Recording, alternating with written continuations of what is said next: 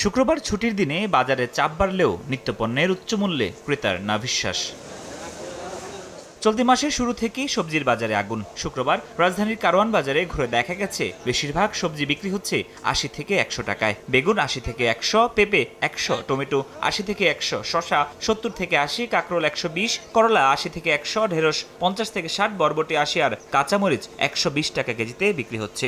এমন দাম নিয়ে ক্ষোভ প্রকাশ করছেন ভোক্তারা। বিক্রেতারা বলছেন পরিবহন খরচ বাড়ার প্রভাব পড়েছে পণ্যের মূল্যে। পেঁপের দাম ১০০ টাকা কেজি, এটা শুনে মানে আমি অবাক হয়ে গেছি যে একটা পেঁপে সেটা ১০০ টাকা কেজি। আজকে সর্বোচ্চ নিম্নমানের সবজি আমরা খাচ্ছি ৮০ টাকা। আমাদের মতো লোকদের তো কঠিন অবস্থা। ২০০০ টাকা আনলে আমরা এক ব্যাগও বাজার করতে পারি না। আমরা অন্যান্য বছরে দাম কম থাকে আরো, কিন্তু এই বছরে একটু দাম বেশি। তেলের দাম একটু বেশি, গাড়ি ভাড়া বেশি, তারপরে এই যে বৃষ্টিগুলো গেল, বৃষ্টির কারণে। এদিকে সবজির পর বাড়তে শুরু করেছে পেঁয়াজের ঝাঁজ। ১.৫ সপ্তাহের ব্যবধানে কেজিতে বেড়েছে ১০ থেকে ১৫ টাকা। বাড়তি আদার দামও। আগে পেঁয়াজের দাম একটু কম ছিল, এখন পেঁয়াজের দাম বেশি। এক সপ্তাহের ব্যবধানে ৫ করে আজ ৩ দিনে ৪৫ টাকা কেজি হয়েছে। ডিমের বাজারেও অস্থিরতা। ডজনে ১৫ টাকা পর্যন্ত বেড়ে বিক্রি হচ্ছে ১৫০ টাকায়। ২০ টাকা ৩০ টাকা কিনছে আজকে, এত দাম মানে আমার বয়সে আমরা ডিমের দামে এত দেখি না। ডিমও কম নিতে আছে এবং কি বেচাকেনাও কম, আবার আমাদের লাভের সংখ্যাও কম হবে।